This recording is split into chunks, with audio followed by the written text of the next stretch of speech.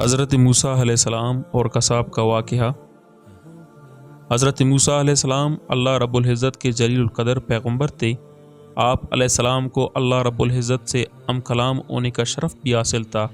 ایک مرتبہ حضرت موسیٰ علیہ السلام جب کوئی طور پر اللہ رب العزت سے کلام ہوئے تو انہوں نے اللہ تبارک و تعالیٰ سے پوچھا کہ جنت میں میرا ہمسایہ کون ہوگا؟ تو اللہ رب العزت نے فرمایا کہ فلاں شہر کا قصاب جنت میں تمہارا ہمسایہ ہوگا۔ حضرت موسیٰ علیہ السلام کو یہ سن کر بڑا تجسس ہوا کہ وہ قصاب آخر ایسا کون سا عمل کرتا ہے جس سے اس قصاب کو اتنا بڑا رتبہ حاصل ہوا۔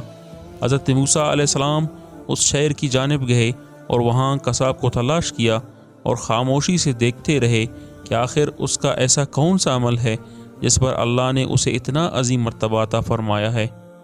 دن بھر اس قصاب نے معمول کے مطابق گوشت فروخت کیا